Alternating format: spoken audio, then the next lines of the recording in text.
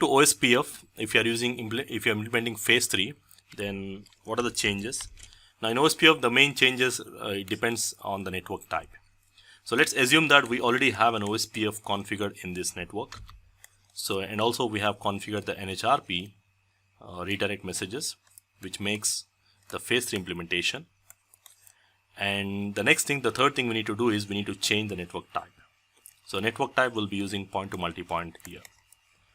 Okay, so these are the three things we need to do. So if you just want to verify this, so let me quickly go to the configuration here.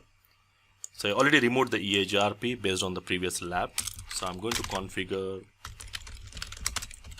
OSPF for verifications, and my LAN interface is going to be 192.168.1.subnet.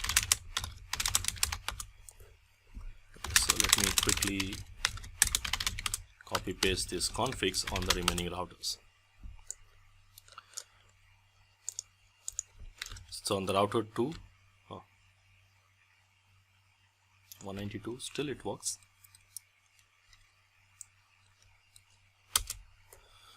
Still anyway, this is going to work still, because I'm just specifying that anything starting with 192, anything starting with 10 will be advertised. So hopefully again you can see the console messages continuous. So to fix this, we need to change the network type. As I said, in OSPF we have to do three things. The first thing is we configure the OSPF. We already configured the phase 3 messages like NHRP, redirect, and the shortcut messages, and change the network type. The tunnel type should be point to multipoint. So unless you don't change the network type, it's not going to work, because as we have seen in the phase 1 and phase 2, default tunnel type will be point to point. So let me change this to point to multipoint, IP OSPF network, point to multipoint. So likewise, I need to do the same thing on all the sites, because if the network type mismatch, the OSPF neighborship is not going to establish. So likewise, let me do it on router 3 as well as on the router 4 as well. So already the tunnel interface, we do have this IP NHRP redirect command already configured on the hub, whereas on the spokes we already have the shortcut command based on the previous lab. So three things, this is already done. So if I verify show IP route OSPF, so I'm expecting the routing table should have the routes. Let's check on the router 2 as well. If I say show IP route OSPF, you can see the next hop it points to router 1, but if I try to trace to 4.4, you can see the same results.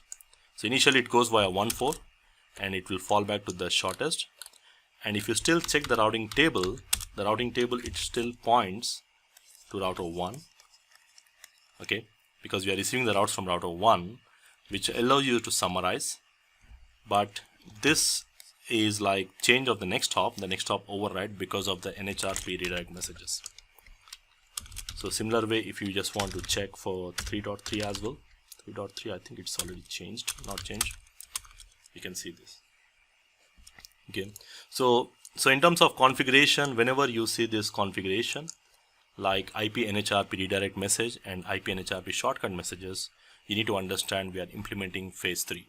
So that's the only difference in terms of configuration of phase 2 and the phase 3. Okay, so basically in phase 2 we can still have a tunnels established, but the communication will go directly between phase 1 and phase 2, between the spoke to spoke. But the problem is the route exchange is still via router 1, where we cannot summarize the routes. So this drawback has been overcome in the phase 3, because here the routing table still remains the same. All the routes will be still coming from the router 1 in terms of routing table, which allows you to summarize. But again, the NHRP redirect messages which are initiated by the hub router pointing to the spokes, indicating that there is an alternate better path to reach the other spoke.